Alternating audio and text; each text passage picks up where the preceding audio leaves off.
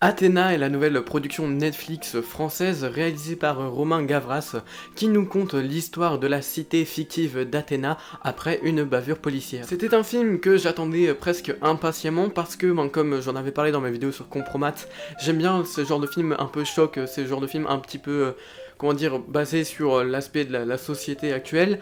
Et en plus de ça, la bande-annonce m'avait littéralement foudroyé parce qu'il y avait des plans qui étaient juste sublimes, magnifiques, et genre vraiment c'était juste pour l'aspect spectaculaire et aussi pour la très belle mise en scène qui m'avait été promis dans la bande-annonce que je suis allé voir le film et que j'étais très impatient de le voir. Franchement, je pense que c'était l'une de mes plus grosses hypes de l'année 2022 depuis la sortie de la bande-annonce.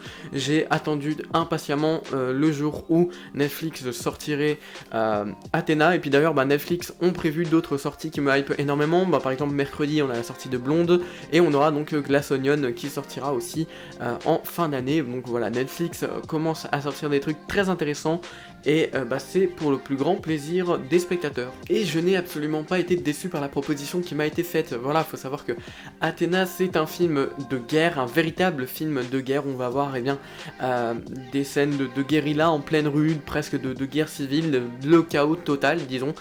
Mêlé à ça, une tragédie familiale qui aboutit ou pas, on en reviendra dessus plus tard, mais c'est vrai que voilà, il y a quand même cet aspect tragique et tragédique qui est présent dans Athéna, bien évidemment un contexte politique qui est mis en avant, mais c'est normal, c'est un petit peu ça dont le but, c'est un petit peu ça dont le film veut causer, pardon, et puis voilà, c'est un film qui, outre le fait qu'il y a de belles images, il y a quand même un fond, minime soit-il, on en parlera après. S'il y a bien quelque chose que je peux vous garantir, c'est que vous verrez dans Athéna des images que vous n'avez jamais vues et que vous ne reverrez certainement jamais. C'est un film qui, voilà, m'a transcendé de par sa mise en scène, sa réalisation, sa gestion des figurants et des foules, son aspect pyrotechnique qui est utilisé mais impeccablement et qui donne un cachet cinématographique vraiment exceptionnel et qui donne des images mais vraiment ouf.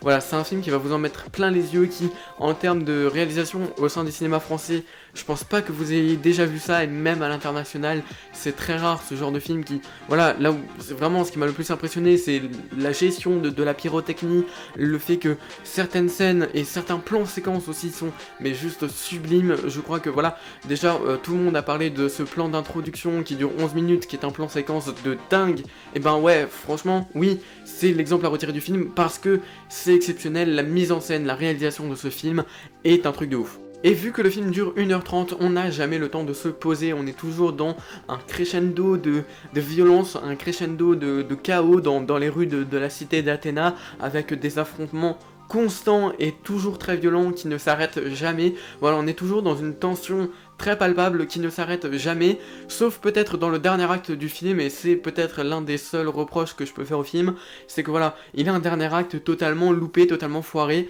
Est-ce qu'on peut lui en vouloir? Je ne pense pas, je sais pas. Mais c'est vrai que voilà, sur la dernière, je dirais la dernière demi-heure, c'est quand même très très mauvais, très très très chiant, alors que pourtant la première heure du film est juste sublime, très bien faite, enfin voilà, c'est comme je l'ai dit, Athéna est un excellent film, mais là où il se loupe c'est dans son dernier acte, mais sinon en termes de gestion de rythme, de tension aussi, d'une tension qui est palpable, mais tout le long du film, même dans son dernier acte qui pourtant je trouve est assez loupé, on a quand même ce côté de voilà, on est tout le temps dans le chaos, on est tout le temps dans la violence, et on ne s'arrêtera jamais avec ça. Et puis forcément je vais faire comme la plupart des youtubeurs critiques, je vais forcément comparer Athéna au film Les Misérables et puis Bac Nord parce que c'est des sujets, on va dire c'est les mêmes sujets de films, hein. Et puis c'est des films qui se ressemblent. Voilà, Les Misérables par exemple, c'est réalisé par Lajli qui est donc l'un des scénaristes d'Athéna. Donc voilà, c'est des films qui se ressemblent, des films que j'apprécie, et comment je pourrais dire ça? Forcément, il y a une comparaison à faire, après est-ce qu'elle est forcément utile ou pas? Non, donc moi je vais pas m'attarder dessus, je dirais juste que dans ce trio-là, Athéna s'en sort en deuxième position, derrière Les Misérables et puis devant Bac Nord. Après voilà, c'est un genre de film qu'on va pas tout le temps comparer à chaque fois qu'il y a un film qui parle de violence policière. ça va se faire de plus en plus je pense, et voilà, il faudra pas revenir à chaque fois sur ces films là, parce que bah déjà ça sert à rien, et puis bah je vois pas l'intérêt au bout je vois pas en fait l'intérêt de comparer ces trois films qui bien qu'ont le même sujet sont quand même très différents chacun d'eux. Vu que c'est des films qui ont le même propos, ben c'est vrai que j'aime bien voir comment chacun va apporter sa pierre à l'édifice et comment chacun va porter ce propos.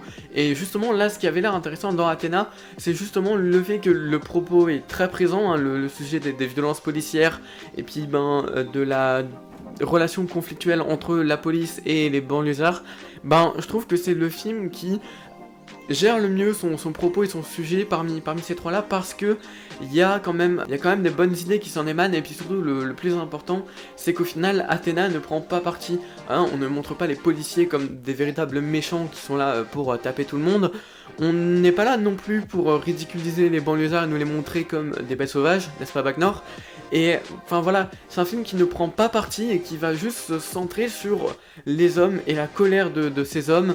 Et en fait voilà, en fait faut pas voir ça comme un combat entre la police et les banlieusards, parce que ben finalement c'est pas ça. Finalement c'est plus un combat entre des personnes qui sont plongées dans le chaos, qui sont énervées à la suite d'un événement, et puis voilà, ça va s'affronter comme ça, mais c'est juste la colère humaine, la rage qui va en fait sortir d'Athéna, et je pense pas du tout qu'il faut voir ça comme quelque chose de plus politique que ça ne l'est, en par exemple disant que voilà, c'est pour rejeter la faute sur les banlieusards, pour rejeter la faute sur la police ou quoi, parce que non, c'est vraiment pas ça le débat. Je pense qu'en fait, là, Romain Gavras a cherché à montrer ce qu'il y a de plus humain possible dans le film, je pense, et peut-être que je me trompe, mais c'est comme ça que je l'ai ressenti. Pour moi, en fait, le film ne prend absolument pas parti, et je trouve que c'est une bonne idée. Athéna a aussi une vision très intéressante et très intime sur la gestion en fait, du très intime dans le chaos général. C'est vrai que on a déjà eu ces thématiques dans quelques autres films, mais voilà, tout s'écroule autour de quelques personnages, et pourtant tu vas suivre l'évolution de ces personnages. En l'occurrence là, ce sont des frères, et c'est là où il y a le côté tragédique de Romain Gavras. Tragédique ou pas, il y a quand même un débat, mais comment je pourrais dire ça? Je pense que ouais, c'est quand même bien géré la relation entre ces trois frères. C'est un petit peu bateau, un petit peu cliché, c'est vrai. Mais au final, est-ce qu'on est là pour voir un tragédie ou pour voir un film spectaculaire? C'est là où la question se pose, et je pense qu'au vu de la direction qu'a pris Romain Gavras, on est plus là pour du grand spectacle que une tragédie avec beaucoup d'écriture et de développement de personnages. C'est pas vraiment le cas, hein, c'est d'ailleurs pour moi pas une tragédie. Je pense que c'est un petit peu ambitieux de sa part de décrire son film comme ça. Mais c'est vrai que je comprends l'idée, je vois ce qu'il veut dire à travers le terme tragédie, parce que il y a un minimum de relation entre ces personnages qui va évidemment mal finir, c'est pas un spoil, c'est une tragédie. Mais ouais, en fait, c'est intéressant dans la manière de gérer le très intime dans le chaos, parce que justement, ça le fait pas très bien, mais ça le fait quand même. Je sais pas si vous voyez ce que je veux dire, je suis en train de me perdre un peu dans mes propos, mais je pense que vous avez cerné l'idée. Et en fait, Athéna, il a eu quelque chose de très important pour moi, et je pense qu'il résonnera toujours en moi, parce que voilà, c'est un film qui m'a effectivement, et comme je l'ai dit et comme je le répéterai, montré des images que je n'ai jamais vues, des plans séquences ou qui ne sont pas des plans séquences numériques, qui sont de vrais plans séquences pour le coup, et je me suis toujours demandé comment ils ont fait. Enfin, je trouve ça vraiment exceptionnel devant le visionnage du film, et j'ai fait comment vous avez filmé ça? Et vraiment, c'est une question que tu vas te poser tout le temps quand tu vas regarder Athéna, parce que c'est très bien fait, ça m'en a mis plein les yeux, et comme je l'ai dit, c'est des images que je n'oublierai jamais, que pour l'instant je n'ai jamais vues, et honnêtement, je suis pas sûr de revoir ce genre d'image par la suite. Comme je l'ai dit, il y a des effets pyrotechniques qui sont juste incroyables cinématographiquement. C'était une idée de génie de la part de Romain Gavras de proposer ces effets pyrotechniques qui donnent super joli à la photographie, qui dans la mise en scène fait aussi de super beaux plans. Je pense à une scène en particulier où voilà, t'as les CRS en formation tortue, avec des effets, des feux d'artifice qui leur tombent dessus. Et en fait, cette scène, je la trouve vraiment... Enfin, ce plan, du coup, je je le trouve vraiment incroyable et vraiment très bien fait. Et en plus de ça, le fait d'utiliser ces artifices, ces effets pyrotechniques, pardon, ça reste cohérent avec le fait qu'on est dans une cité, et voilà, je pense que si on regarde l'actualité, on entend souvent parler de policiers qui se font tirer dessus à coups de mortier, etc.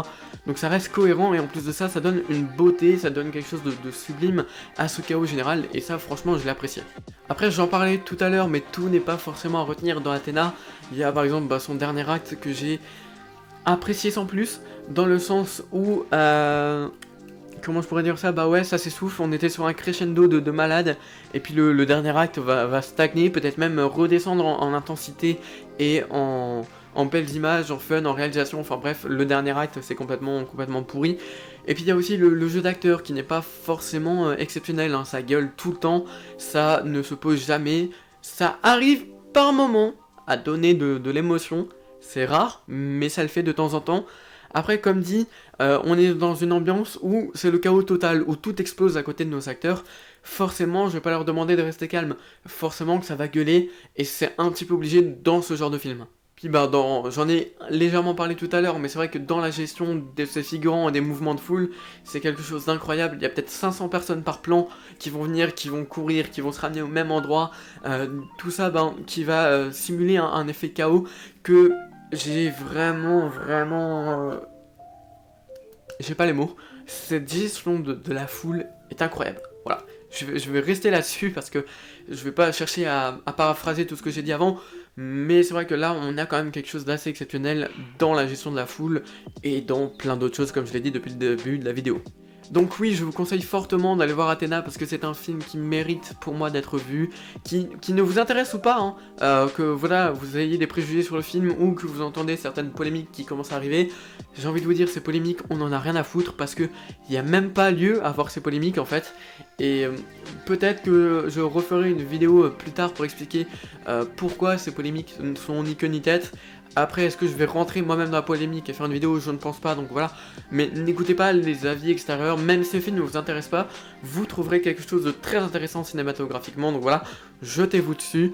En tout cas, moi, c'est la fin de cette vidéo, j'espère qu'elle vous aura plu. Si c'est le cas, n'hésitez pas à vous abonner, à mettre un petit pouce bleu, à me dire ce que vous avez pensé du film et de la vidéo dans l'espace commentaire. Sur ce, c'était Hugo, on se dit à la prochaine pour une nouvelle vidéo. Ciao!